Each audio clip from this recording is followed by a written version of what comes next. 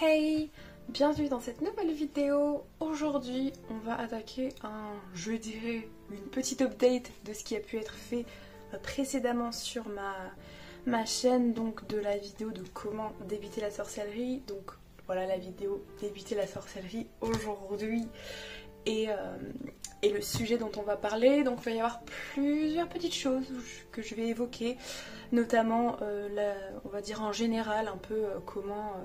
ce que moi j'appelle, on va dire, un peu les bases. Ensuite, vous aider à vous donner des petites astuces ou des petits trucs qui ont fonctionné sur moi. Ça ne veut pas dire, attention, que ça fonctionnera sur vous, mais je vous dirais de tester évidemment. Et ensuite on passera à la rubrique livres, puisque j'ai des livres à conseiller à ceux qui souhaitent débuter. Donc let's go, on commence. Alors, déjà, généralement, vous... peut-être si vous débutez du coup, ne savez pas par où commencer. Et c'est vraiment un peu le souci, même quand on est plus loin dans sa pratique, on ne sait pas par où continuer, si je puis dire. C'est vraiment quelque chose de toujours se remettre en question, de toujours aller voir à droite à gauche ce qu'on peut voir, lire, s'instruire. Il n'y a pas des manuels ou des livres qui vont être tout fait de A à Z pour toute votre vie et vous dites ok, je me concentre que sur ça, ça va tout m'apprendre.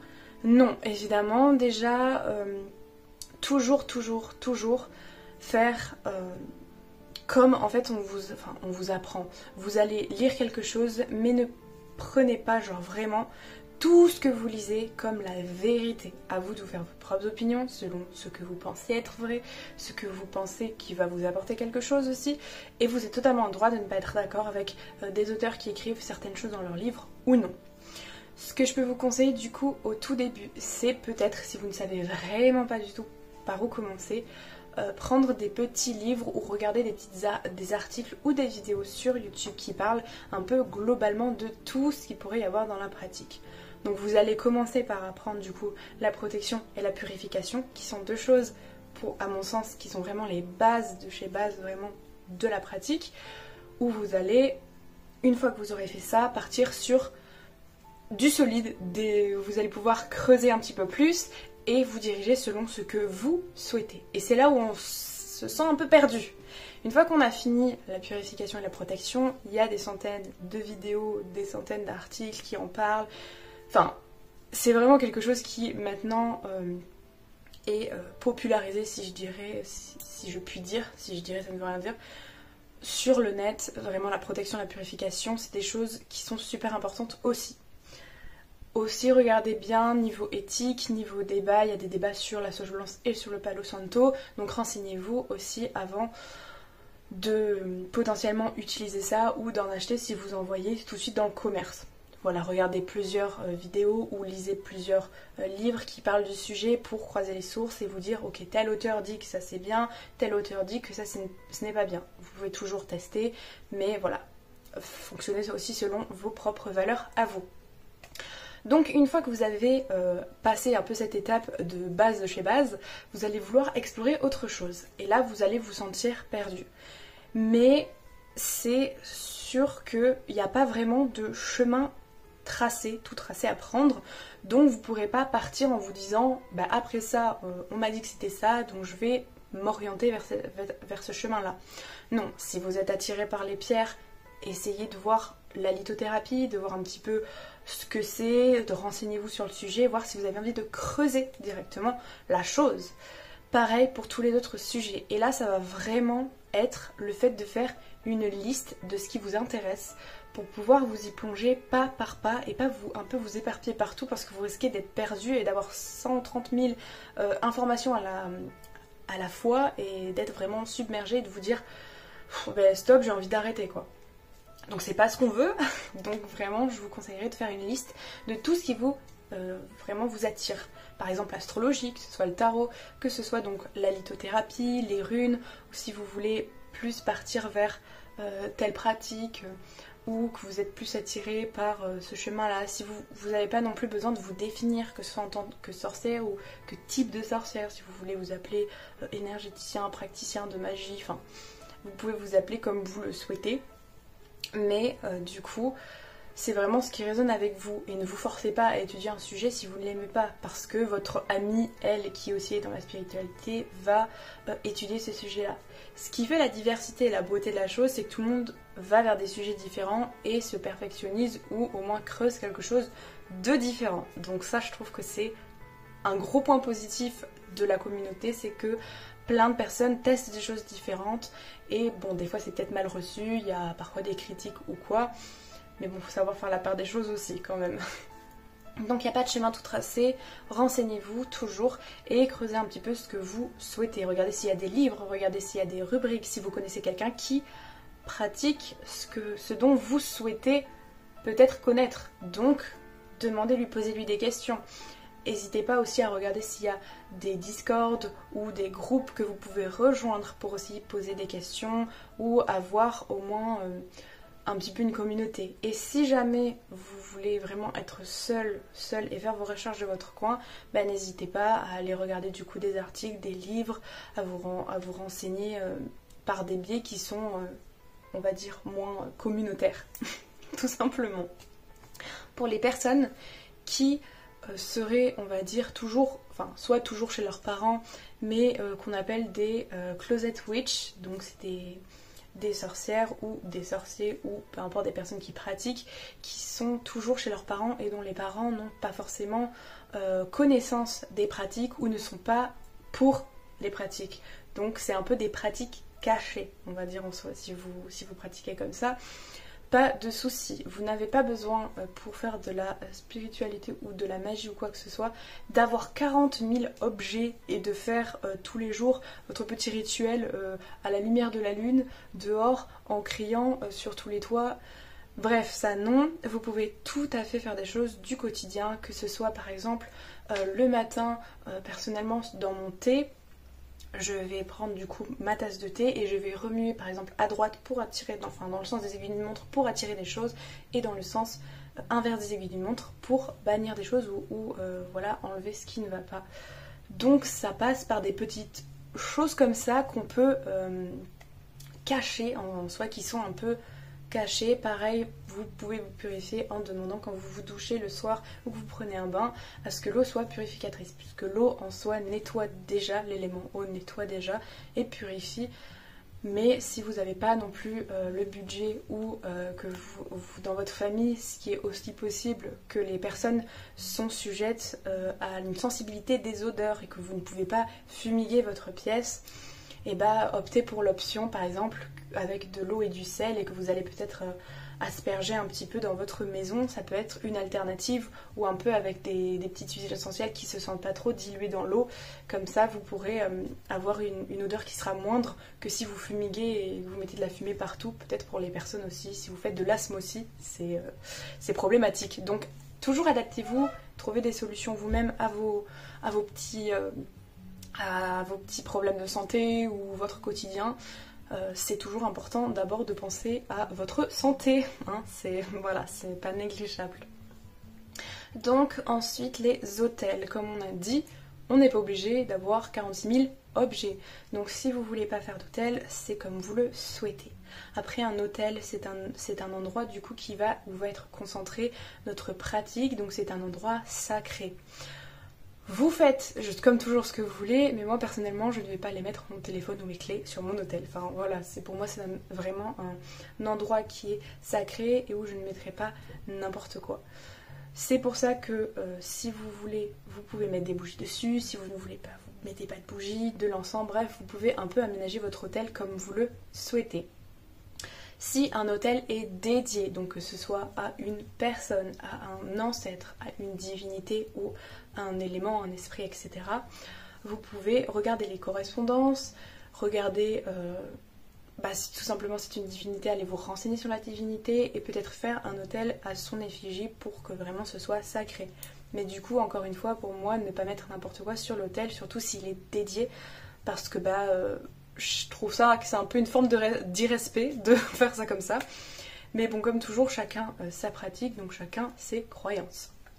Pareil, vous n'êtes pas obligé de toujours avoir un stock immense d'encens, de bougies, de je ne sais quoi pour vous. C'est seulement si vous souhaitez et si vous aimez bien changer des petites couleurs de bougies. Moi j'adore changer les couleurs de bougies selon déjà la saison, ensuite selon mes envies, selon l'humeur, et après tout simplement j'ai des huiles, personnellement des huiles de protection ou autre que je mets sur les bougies, comme ça au moins la bougie est huilée si je peux dire, ou consacrée à quelque chose, tout simplement. Ensuite donc vous pouvez avoir des livres. Alors ça aussi, si vous n'avez pas une grande bibliothèque, il y a plein de livres au format donc Kindle ou en format e-book qui existent, et vous pouvez trouver maintenant énormément de livres comme ça en version dématérialisée. Alors il y a deux écoles, il y a ceux qui adorent le format papier comme moi, mais voilà, après on n'est pas toujours dans le bon bah soit on n'a plus de place dans notre bibliothèque, soit on est contraint d'acheter des livres en format e-book ou dématérialisé, c'est comme ça, mais bon, au moins on a le support. Et ils sont souvent moins chers en format aussi dématérialisé, donc si jamais vous êtes quelqu'un qui a un petit budget, ou que vous êtes quelqu'un qui se cache de sa pratique pour pas la montrer aux autres, sur votre téléphone ou votre tablette ou votre ordinateur, vous pourrez du coup avoir des livres, comme ça personne ne saura que vous les aurez, que vous les avez aussi, voilà, tout simplement. Donc, mes petits tips au quotidien, on va dire. Personnellement je suis helléniste, mais pas reconstitutionniste, donc je fais partie de ceux qui honorent les divinités grecques. Donc personnellement, le matin quand je me lève, je vais vous donner un petit peu une routine pour vous donner une idée de ce que vous pourrez faire vraiment au quotidien si jamais vous décidez de faire comme moi, ou si vous prenez un petit peu piocher à droite à gauche de ce que vous entendez et de faire votre propre routine, c'est ce que je conseille. Donc moi personnellement quand je me lève, tout simplement je vais aller me placer devant mon autel et donner un petit peu, allumer les petites bougies sur mon autel qui sont consacrées à des divinités, et discuter un petit peu en disant ok, aujourd'hui j'aimerais faire ci, ça, je me sens comme ça, etc. C'est comme un peu un moment de partage où vraiment je vais expliquer des choses de ma journée, et à la fin je verrai aussi si j'ai réussi à faire tout ce que je souhaitais. Et je vais faire donc du coup mes petits tirages aussi de tarot, puisque voilà, tarot oracle, ça fait partie intégrante de ma pratique, j'adore, c'est quelque chose que j'affectionne particulièrement, donc le tarot et les oracles, je fais des tirages quotidiens. Ensuite je vais prendre mon petit déjeuner. Encore une fois je vous donne une petite idée, mais je le répète dans plusieurs vidéos, mais la fumée de mon thé je la donne en offrande à Estia, puisque c'est grâce à elle, déesse du foyer, que je la remercie, parce que j'ai un toit, parce que j'ai une famille, parce que je peux manger, je peux dormir et je suis en sécurité dans une maison, donc je la remercie comme ça, c'est ma manière aussi, et j'aime énormément Estia, donc c'est aussi ma manière de la remercier avec des petites offrandes toutes simplistes, parce qu'il n'y a pas besoin de faire des offrandes non plus hyper élaborées pour moi. Enfin, je trouve que je fais avec ce que j'ai, donc ce que j'ai, c'est ce que je peux offrir, des fumées d'encens, des fumées de thé, ou plus particulièrement dans les cérémonies, des résines que je vais faire brûler aussi. Donc ensuite, une fois que j'ai fait ça, je peux allumer mon téléphone. Donc ça dépend des jours. Si jamais j'ai des jours où c'est beaucoup plus... beaucoup plus... j'ai pas le mot...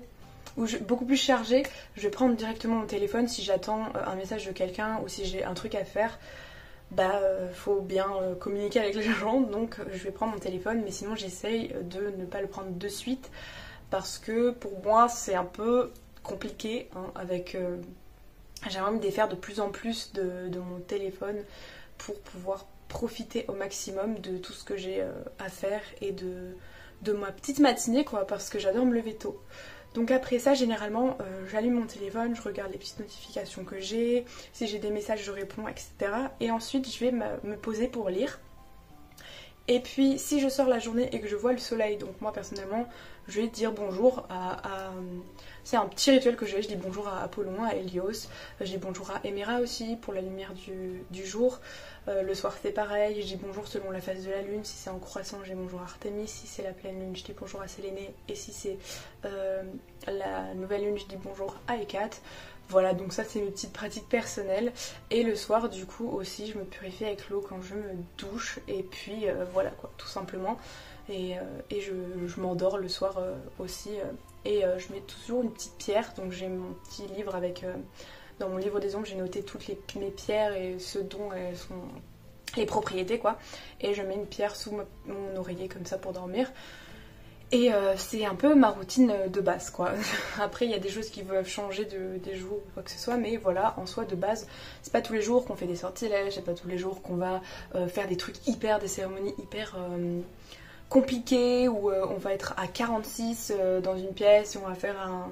Bref, c'est pas ça en fait. Ça c'est vraiment les idées reçues que les personnes ont.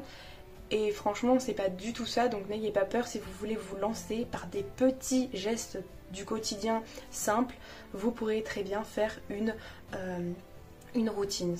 Ce dont j'aimerais, on va dire, approfondir, c'est la magie culinaire, donc en cuisinant, etc. Mais bon, à la maison, là pour l'instant, avant que je parte en Irlande, c'est pas moi qui cuisine. Une fois que je serai en Irlande, ce sera un peu 50-50 avec la mère de la famille dans laquelle je vais. Donc voilà, j'aimerais plus faire ça. Mais comme quoi, si vous êtes mère ou père de famille et que vous voulez vous lancer et que vous aimez cuisiner, vous pouvez creuser par là, ça vous fera d'une pierre deux coups si vous êtes super occupé au moins, et ça vous permettra de faire au quotidien des petits trucs spirituels que vous pourrez incorporer dans votre routine. Voilà. Bah écoutez, pour l'instant, je pense que j'ai tout dit. Les études magiques aussi, très important. Du coup, j'ai pas tout dit.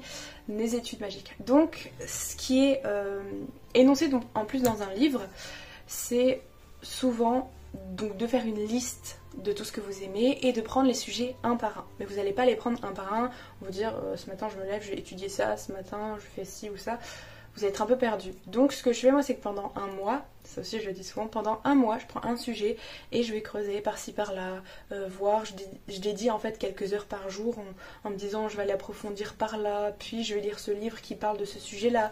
Et vraiment je vais comme ça me faire beaucoup de faire rentrer des connaissances en fait, et puis de prendre note, de surligner ce qui a résonné avec moi et de me dire ah non ça je suis pas d'accord, ou alors ah oui ça je suis super, enfin je suis d'accord, ah ouais, de voir aussi la manière de penser de telle personne, c'est vrai que j'y avais pas pensé à ça, ou ah c'est pas bête, ça prend pas autant de temps que je pensais, enfin au moins plein de choses, puis j'apprends énormément de choses aussi, donc c'est super intéressant de voir ça sous cet angle.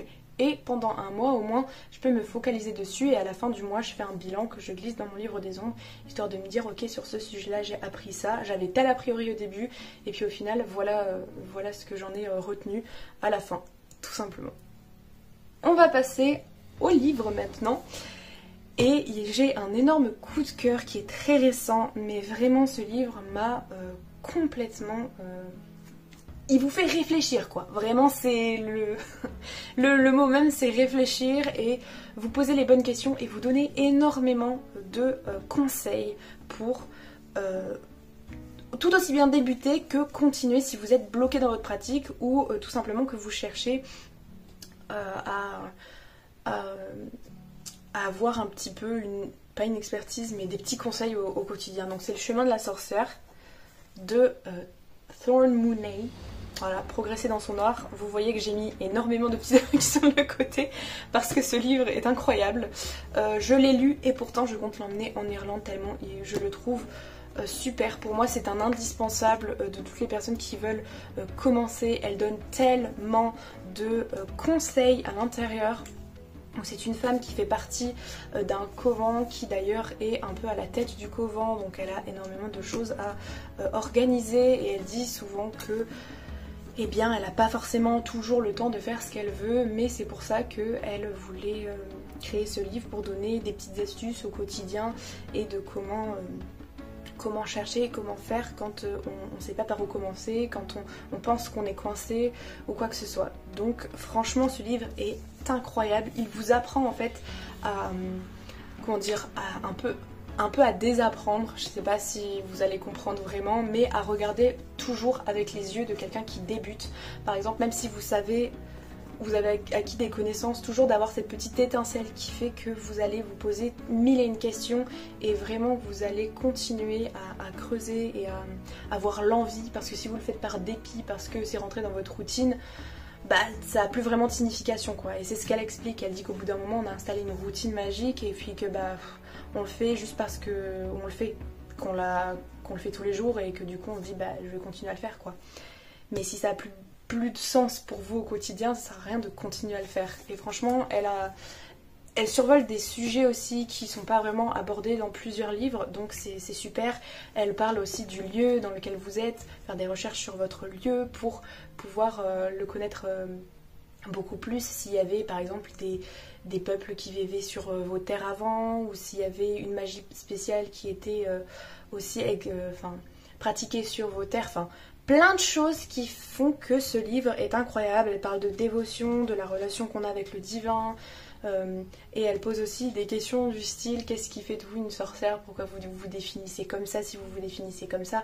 Enfin, ça mène à réfléchir et pour moi c'est vraiment un indispensable, je l'adore. Il est aux éditions Danaé d'ailleurs.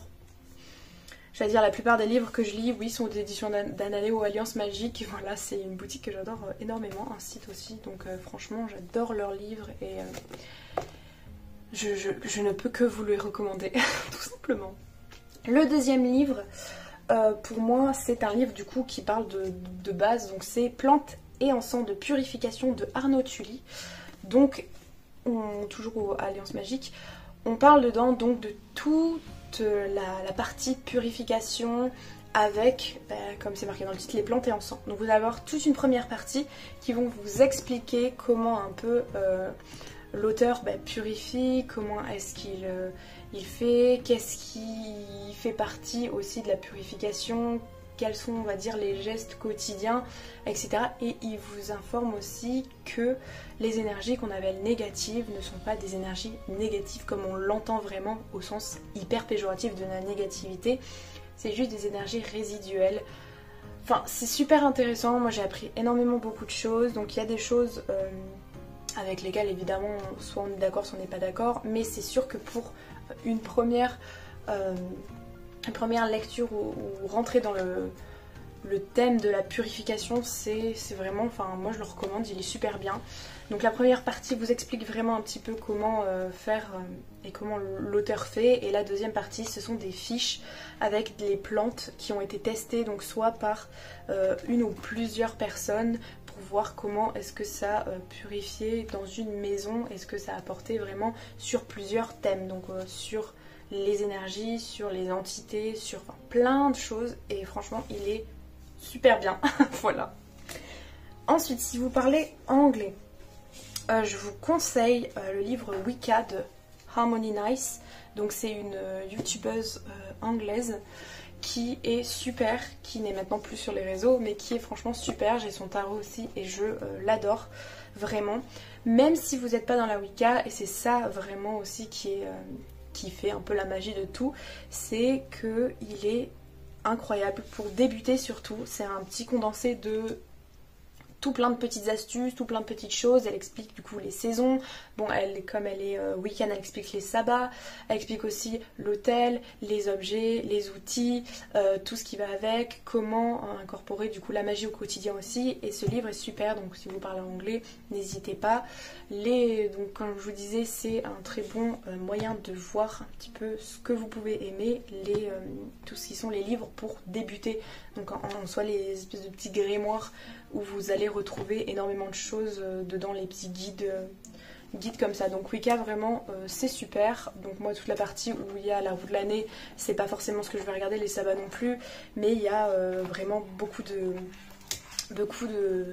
choses dedans. Donc on a voilà la nature, etc. Il y a aussi les divinités selon les panthéons. Il y a plein de choses qui sont pas forcément juste dans la Wicca pure et dure en mode c'est comme ça, mais elle survole plein de sujets généraux qui font que ça vous redonnera peut-être des idées. Ensuite, on va parler du coup du fameux tarot.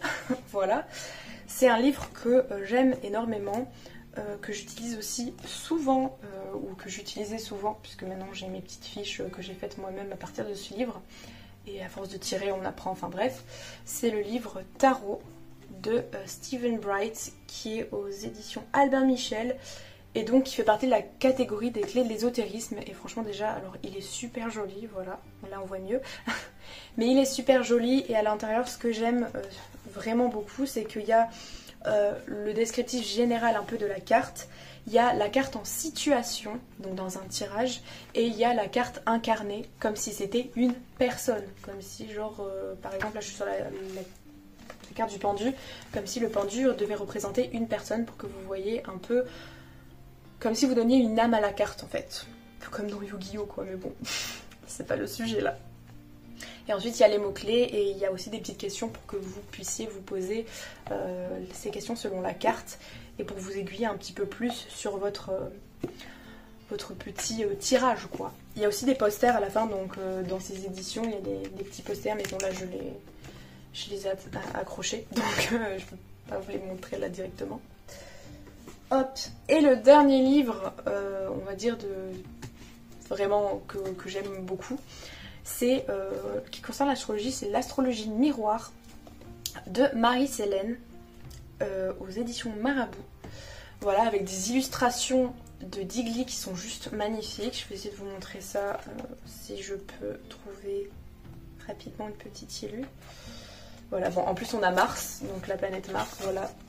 J'aime beaucoup les illustrations, elles sont super jolies, super colorées, donc franchement super cool. Et ce que j'aime dans ce livre, c'est qu'il va vraiment faire travailler notre imagination pour nous aider à comprendre l'astrologie, vraiment comme si c'était nous-mêmes qui nous mettions en situation. Par exemple, elle va faire en sorte que les planètes ce soit donc des personnages donc qui s'incarnent, quel caractère ils ont, comment ils sont au quotidien. Enfin, ça va vous donner tout de suite beaucoup plus, ça va beaucoup plus vous parler en fait qu'un livre où simplement avec des correspondances en mode Mars c'est telle planète, elle fait ça, ça, ça, son domaine c'est ça, ça, ça. Et ensuite vous allez avoir les signes qui le gouvernent. Donc les signes, ça va être plus un univers. Par exemple, il y aura la maison de campagne du taureau, donc ça va être un univers avec une maison de campagne. Et dans cette maison de campagne, il va y avoir telle planète dans votre thème astral par exemple.